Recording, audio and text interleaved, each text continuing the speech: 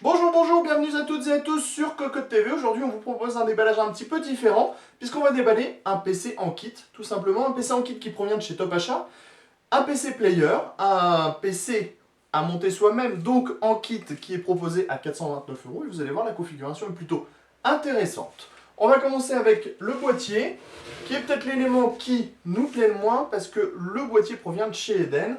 On va pas dire que c'est un boîtier de mauvaise qualité, mais plutôt un boîtier qui est en retard par rapport à ce que proposent les grandes marques aujourd'hui. On a une façade plutôt classique, mais quand même avec une petite touch of class, avec un petit peu de chrome, du bleu qui s'illuminera ici, un bouton en aluminium, 4 baies 5,25 pouces, une 3,5 pouces externe dans laquelle on pourra intégrer un lecteur de carte qui est présent dans le kit.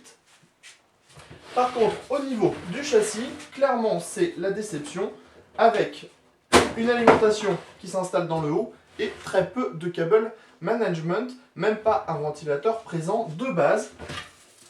Mais c'est comme ça, on ne peut pas tout avoir. Vous allez voir que les autres éléments sont quand même très intéressants. Au niveau de la carte mère, Top Achat propose un modèle de type micro ATX qui provient de chez MSI et qui porte la référence GF 615M P33 V2, une carte mère compatible AM3 avec un port PCI Express 16X, 4 ports SATA, 2 ports DDR3 et qui sera accompagné dans ce kit d'un processeur AMD A955 Black Edition avec son ventilateur d'origine.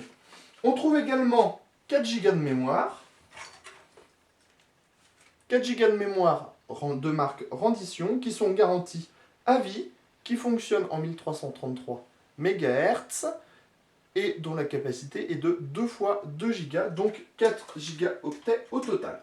Pour stocker vos données, vous aurez un disque dur d'1 Teraoctet, un Western Digital Caviar Blue avec 32 MO de mémoire cache et des plateaux qui fonctionnent à 7200 tours.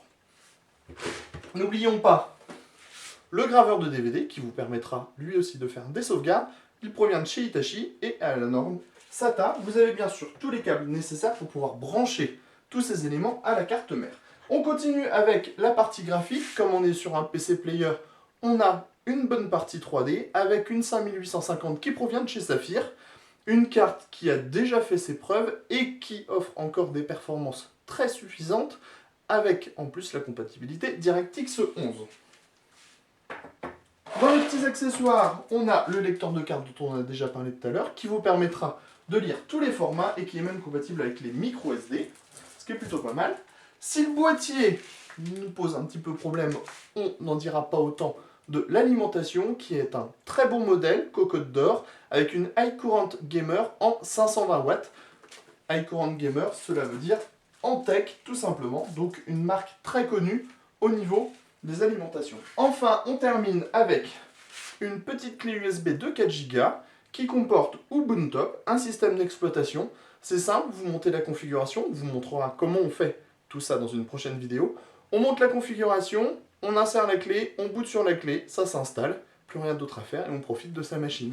Sur ce, on vous dit à bientôt sur Cocotte TV pour normalement le montage complet de cette configuration. Bye bye!